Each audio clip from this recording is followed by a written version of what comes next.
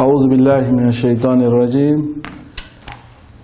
بسم الله الرحمن الرحيم وصلى الله على سيدنا محمد وآل بيته الطيبين الطاهرين اللهم صل على محمد وآل محمد وعجل فرجهم.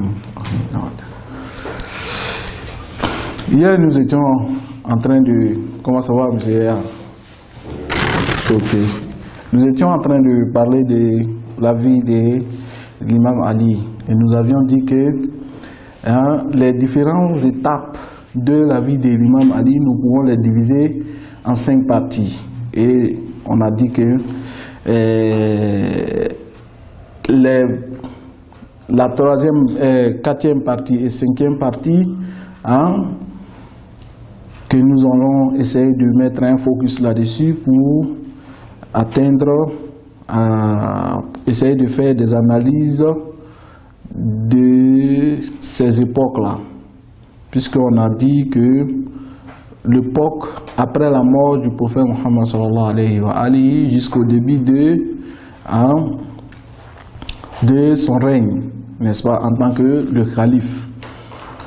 Et après cela aussi, vous allez trouver que bien vrai que les autres étapes, comme je l'ai dit, sont importantes, mais nous avons à peu près fait l'analyse sur quelques points de ces étapes-là lorsque nous étions en train de parler de la vie du prophète Muhammad sallallahu alayhi wa alihi. Donc aujourd'hui, nous allons parler de l'imam Ali alayhi salam, de l'imam Ali alayhi salam, le temps qu'il a passé avec les khalifes, les 3 khalifes. Vous savez, après la mort du prophète Muhammad sallallahu alayhi wa alihi, la communauté musulmane a choisi Abu Bakr en tant que le successeur et celui qui va s'occuper des affaires de la communauté musulmane.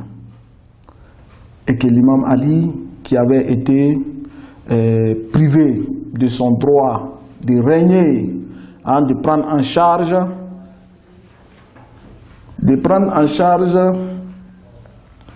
comment on appelle là, les affaires de la communauté musulmane, il a vécu des choses, il y a eu des événements. Et nous avons parlé un peu de ces événements-là concernant la personne même de l'imam Ali, concernant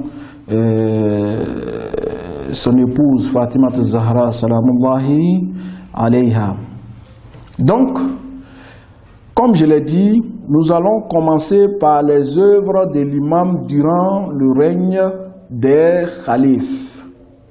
Puisque lorsque l'imam Ali alayhi salam, après avoir été privé de son droit, il fallait mettre des choses en place, des politiques en place, ou bien vous pouvez les appeler aussi des tactiques pour préserver la religion authentique d'Allah subhanahu wa ta'ala. Parce que cela était déjà clair que lorsque un groupe de compagnons qui ont bien vécu avec le messager d'Allah subhanahu wa ta'ala, que la paix de Dieu soit sur lui et sa sainte famille, pendant longtemps, lorsque ceux-là vont s'emparer du pouvoir, alors il faut s'attendre à beaucoup de choses. Parce que le pouvoir qui appartenait au messager d'Allah subhanahu wa ta'ala était un pouvoir de Allah subhanahu wa ta'ala et qui lui avait donné. Voilà pourquoi, comment on appelle, le prophète Muhammad sallallahu alayhi wa alihi guidait avec l'inspiration que Allah subhanahu wa ta'ala lui avait donnée. Les révélations et les instructions de l'islam. Donc cette personne authentique aussi qui allait venir après lui pour prendre en charge la communauté musulmane qui était Ali alayhi salam, allaient aussi venir suivre les mêmes voies du prophète Muhammad sallallahu alayhi wa alihi. Voilà pourquoi le prophète, lui, annonçait au groupe musulman en tant que son successeur légitime, en tant que le plus grand savant des compagnons. Est-ce que vous avez vu? Et je vous ai dit hier que lorsque le deuxième calife est mort, Abdurrahman bin Auf, je le répète ici puisque cela était un peu hors de la leçon. Vous allez partir voir dans Tariq Tabari pour dire que Abdurrahman bin Auf s'est précipité pour aller voir l'imam alayhi salam et lui a demandé: nous sommes prêts pour te faire allégeance, à te choisir comme le calife, mais voici les conditions, et que ces conditions est que tu dois suivre comment on appelle la sunna de Umar, et la sunna de Abu Bakr et la sunna du messager d'Allah subhanahu wa ta'ala. Et voilà comment Imam Ali alayhi salam va refuser pour dire que je ne suivrai que la sunna du messager d'Allah subhanahu wa ta'ala et la sunna d'Allah subhanahu wa ta'ala. Donc, ça démontre déjà que beaucoup de choses allaient se passer lorsque ceux-là se sont emparés du pouvoir. Voilà pourquoi il y a des aspects que l'imam lui-même a pris en compte. Vous pouvez les noter si vous voulez, parce que ça va vous aider à faire l'analyse sur la personnalité, la personnalité scientifique de l'imam Ali alayhi salam et la personnalité politique de l'imam Ali alayhi salam. Et vous allez voir que parmi ses œuvres était de faire quoi? De rassembler le Saint-Coran, de rassembler le Saint-Coran et donner une interprétation à ces versets du Saint-Coran que vous allez trouver que cette interprétation serait l'authentique interprétation du Saint-Coran, puisque le prophète Muhammad sallallahu alayhi wa alihi, en démontrant, ou bien lorsqu'il disait que Ana Madinatul Ilm wa Aliyun Babuha, que je suis la cité du savoir et que Ali est la porte de cette cité-là. Donc dans ce cas-là,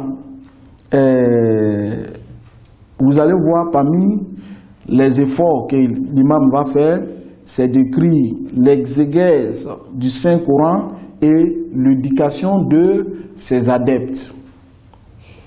Puisque je vous ai dit, les gens, lorsqu'ils l'ont refusé,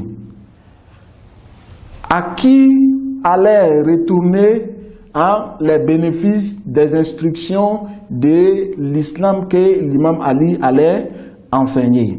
C'était à eux-mêmes. Mais lorsqu'ils ont refusé, alors c'est eux-mêmes qui vont perdre. C'est eux-mêmes qui vont perdre. Voilà pourquoi je vous ai dit hier que les deux aspects qui sont très très importants dans l'imam est que l'imam doit être aussi accepté par la population, par la communauté. Est-ce que vous avez vu? S'il n'a pas été accepté, alors c'est les gens qui vont se priver eux-mêmes du bonheur et de la grâce que Allah les a donné sur cette terre. Donc vous allez voir, à cette époque-là, l'imam va s'en charger de donner une interprétation au Saint-Coran. On l'appelle Tafsiru Imam Ali. Nous n'avons pas ce tafsir-là aujourd'hui, malheureusement. Parce que, comme je l'ai dit, ces interprétations du Saint-Coran étaient quoi? Étaient de donner, de définir les instructions authentiques de l'islam. Mais compte tenu que les gens n'avaient pas accepté aussi l'imam de ce point, vous allez voir que l'imam va garder ce livre-là et que ses proches compagnons seuls auront accès à ces instructions. Et après, ce livre-là va passer d'un imam à l'autre. Et nous avons la croyance aujourd'hui que ce tafsir du Saint-Coran se trouve dans les mains de l'imam Al-Mahdi Ajjalallahu Ta'ala Farajahu Al-Sharif.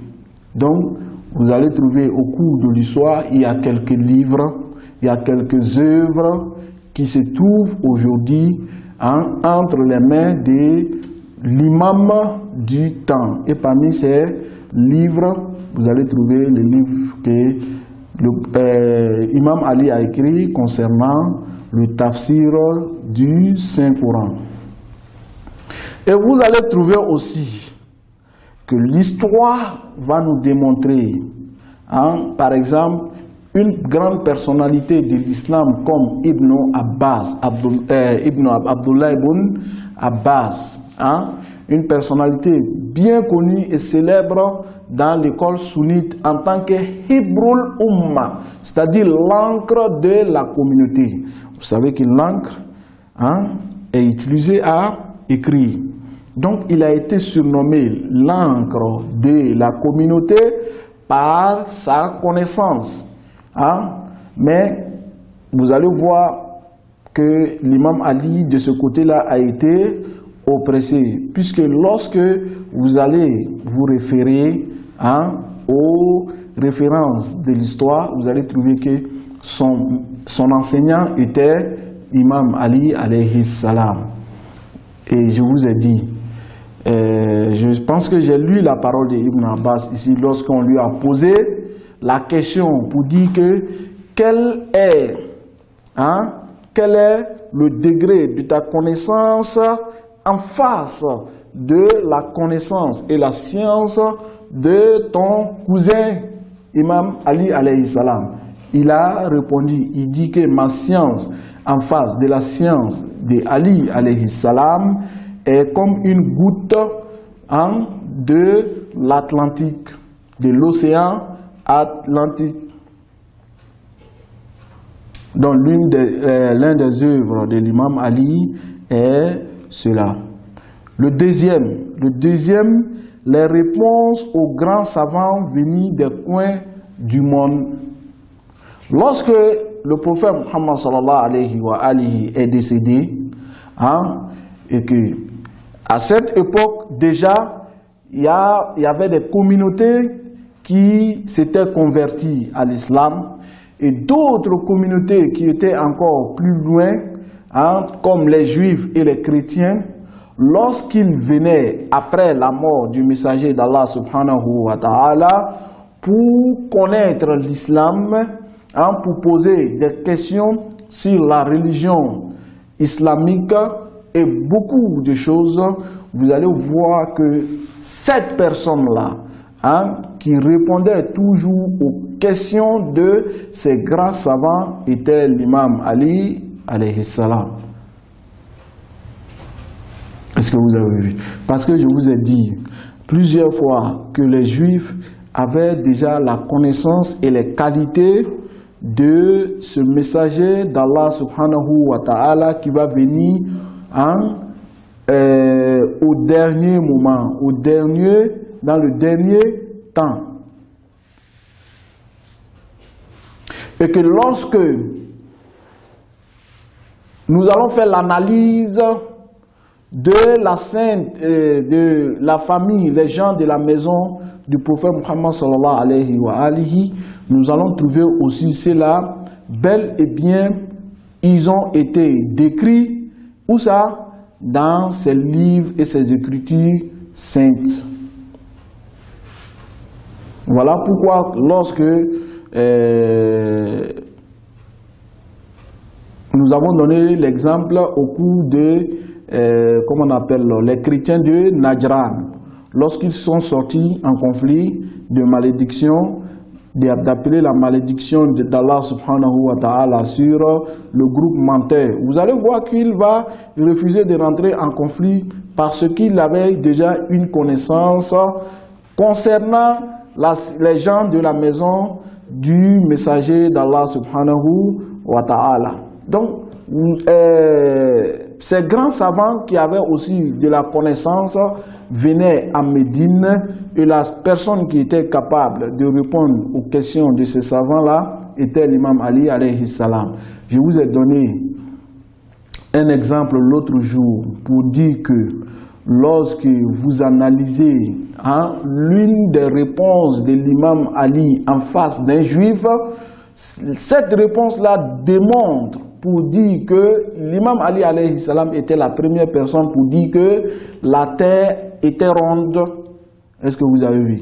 Puisque cette personne-là lui a demandé où se trouvait le milieu de la terre. L'imam Ali a dit là où je suis, là où je me trouve, parce que lorsque vous prenez un cercle, là où vous posez votre doigt, ce serait le milieu du cercle. Donc, Imam Ali n'avait pas du tout menti lorsqu'il disait que Is'alouni qabla an tafqidouni, demandez-moi avant que vous allez me perdre. Je jure par Allah subhanahu wa ta'ala, vous n'allez pas me poser la question concernant aucun sujet si je n'ai pas répondu. Donc, l'imam Ali, il était la seule personne lorsque les grands savants, que ce soit les savants des juifs, savants des chrétiens, savants des zoroastriens, savants de n'importe quel coin du monde, lorsqu'il venait, c'était lui qui donnait les réponses de ces savants-là. Et à chaque fois qu'il donnait les réponses, vous allez trouver que, alhamdulillah, ces gens-là étaient convaincus. 3. L'explication des sujets d'ordre législatif et juridique. C'est clair. Lorsque le messager l'avait déjà démontré en tant que le plus savant, donc qui était mieux placé de donner les réponses juridiques? C'était donc bel et bien le successeur authentique du messager d'Allah qui était l'imam Ali alayhi salam. Donc les questions de la jurisprudence. Vous savez qu'il y a beaucoup de questions de la jurisprudence même qui n'avaient pas été bien clarifiées au temps même du messager d'Allah subhanahu wa ta'ala. Puisque, regardez, les lois peuvent exister, mais lorsque l'application ne peut pas sur place venir. Il faut qu'il y ait des événements, des occasions pour qu'on applique ces lois-là sur ces événements et ces occasions. Donc beaucoup d'occasions et d'événements n'avaient pas, ne s'étaient pas passés au temps du prophète Muhammad sallallahu alayhi wa alihi. Comme aujourd'hui, dans notre époque aussi, il y a beaucoup de choses qui ne se sont pas passées au temps du messager d'Allah subhanahu wa ta'ala. Par exemple, aujourd'hui, quelqu'un peut poser la question, comment il faut prier étant dans un avion? Comment il faut prier étant dans un avion? C'est une question qui est liée à notre époque. Ce n'est pas lié à l'époque du messager d'Allah subhanahu wa ta'ala. Voilà pourquoi cette réponse-là, lorsque vous allez étudier l'histoire, vous n'allez jamais trouver une réponse pareille à l'époque du messager d'Allah subhanahu wa ta'ala. Mais par contre, il a laissé des principes, il a des instructions islamiques. Lorsque vous faites face à ces problèmes pareils, comment il faut atteindre à une réponse concernant les données de l'islam, concernant les dispositions des lois islamiques. Est-ce que vous avez vu? Donc, à l'époque des imams, Ali alayhi salam, il y avait des questions de la sorte qui étaient liées à son époque. Et lui seul aussi était capable de faire quoi? De répondre à ces sujets-là. Il y a une histoire, je ne sais pas si vous avez entendu cette histoire ou pas. C'était à l'époque de Omar. C'était à l'époque de Omar, le deuxième calife. Il a été informé qu'une femme a fait de l'adultère. Comment on a su que la femme a fait de l'adultère? Parce qu'elle est mariée. Hein? Et au 6e mois, elle a accouché. Donc ce qui veut dire, qu'elle a caché la grossesse, ou bien la grossesse, et qu'elle s'est mariée avec la grossesse, et après les 6 mois, elle a accouché. Donc le mari s'est plaint et il s'est dit que comment une femme peut accoucher à partir de 6 mois. Omar va ordonner, regardez ici, Omar va ordonner de lapider cette femme-là à mort, puisqu'elle a fait l'adultère. Par la chance, pour cette femme-là, Imam Ali va être informé de ces jugements que Omar va faire pour dire qu'on doit lapider la femme. Il va se précipiter pour aller voir Omar. Et là, tu vois, non? Il va se précipiter pour aller voir Omar. Pour quelle raison tu dis que cette femme doit être lapidée? La raison est que elle s'est mariée, ça fait maintenant 6 mois et elle a accouché. Donc cela veut dire que la grossesse n'a pas atteint 9 mois. Et si ça n'a pas atteint 9 mois, c'est-à-dire qu'elle est rentrée dans le mariage avec la grossesse. Mais Imam Ali va faire une déduction pour lui à partir du Saint-Coran qui démontre qu'une femme peut accoucher avec une grossesse de 6 mois. Aujourd'hui, nous avons beaucoup de femmes qui accouchent à partir de 6 mois. C'est vrai ou pas? Hein? 6 mois et 8 mois. Voilà. Donc, l'imam Ali va faire le calcul pour donner, à Omar, et Omar va rester bouche bée sans pouvoir dire quelque chose, puisqu'il était sur le point de commettre un crime très très dangereux. Donc il fallait l'imam Ali pour donner l'explication des sujets d'ordre législatif et juridique. Personne ne pouvait faire plus mieux que lui.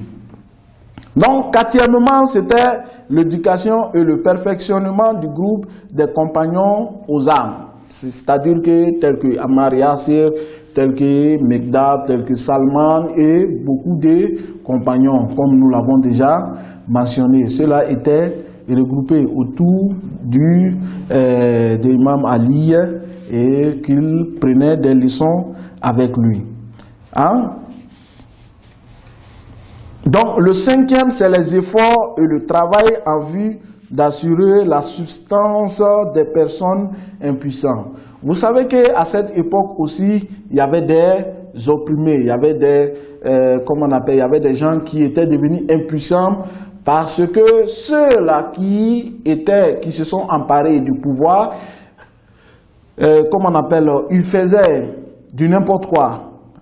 Je dis du n'importe quoi parce que ce n'était pas dans le contexte des instructions de l'islam authentique. Voilà pourquoi vous allez trouver que parmi ces gens-là seront privés de leurs droits. Et dans ce cas, qu'est-ce que l'imam Ali va faire?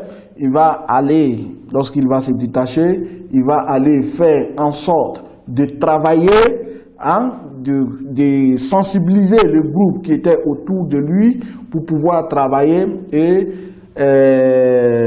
pouvoir donner des substances de vie aux gens qui étaient autour de lui. Donc voilà le signe d'un guide authentique, un guide spirituel qui ne sait pas regarder lui-même, qui ne sait pas référer à ses propres moyens. Est-ce que vous avez vu? C'est comme ça aussi, vous allez voir dans la vie des imams, toujours ils ont travaillé pour mettre les autres à l'aise. Hein? Par exemple, je vous donne bien vrai que nous ne parlons pas de l'imam, comme on appelle Zainul Abidin, mais je donne ici l'exemple, c'est l'imam Zainul Abidin, alayhi salam. Il y avait un groupe de, comment on appelle, de pauvres qui recevaient, comment on appelle, de la nourriture chaque nuit. Et l'imam, lorsqu'il partait avec la nourriture, personne ne lui connaissait. C'est-à-dire qu'il était caché. Ceux-là, ils venaient à chaque moment, ils connaissaient le moment dont la nourriture allait être là. Et ils venaient prendre la nourriture puisque quelqu'un de bien va venir nous donner nourriture. Et donc, ils étaient habitués à cela. Lorsque l'imam Zainul Abidin, salamullah alayhi, va décéder, vous allez voir que ça va couper. Ceux-là ne vont plus recevoir la nourriture. C'est de ce point-là, ils vont comprendre que celui qui venait avec la nourriture était l'imam Zainul Abidin.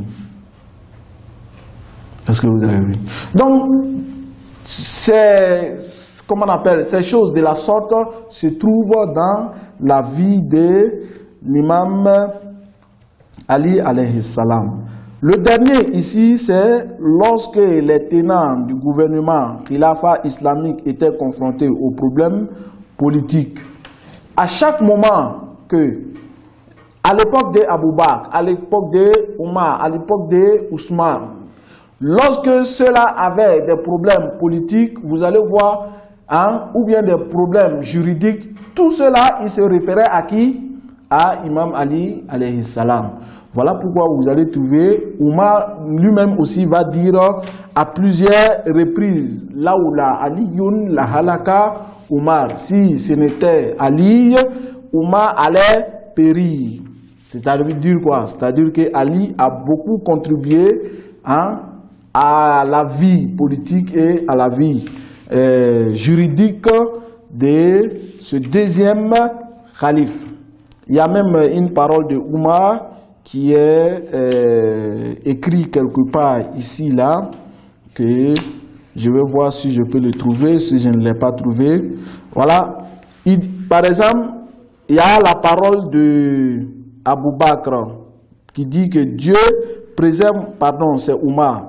Omar avait l'habitude de dire, Dieu préserve-moi des situations difficiles en l'absence d'Abul Hassan, le père de Hassan alayhi salam.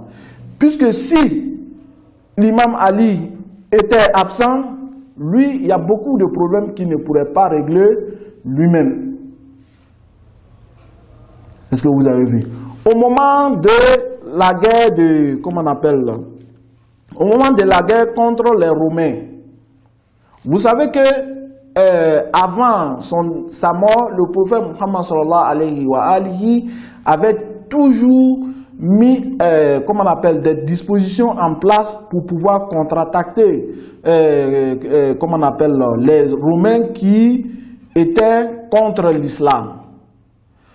Une fois, il a envoyé Ja'far Toyar. Alors, lorsque ceux-là, les grands chefs de guerre ont été tués, Ja'far Toyar s'est retourné. Et deuxièmement, lui-même, il a allé au moment de Ghazwat Tabouk, la guerre de Tabouk, lorsqu'il a laissé l'imam Ali derrière lui. Nous avons parlé de cela. Vous allez voir que le messager d'Allah, à cette époque-là, ne va pas faire la guerre, puisque la guerre n'a pas eu lieu, compte tenu de la situation. Et lui-même, il va se retourner. Et avant de mourir, il va nommer Oussama pour diriger. Donc, vous allez voir que le prophète, comment on appelle, Oussama n'a même pas fait des kilomètres, le prophète va décéder. Donc, ce danger existait toujours. Donc, à l'époque d'Abou Bakr, Abou Bakr va demander à l'imam Ali qu'est-ce qu'il faut faire de ce troupe qui doit aller contre-attaquer, comme on appelle les Romains, pour ne pas qu'ils attaquent les musulmans. Pour le moment, je vais m'arrêter à ce point-là, Inch'Allah, pour continuer après. Alhamdulillahi Rabbil Alamin.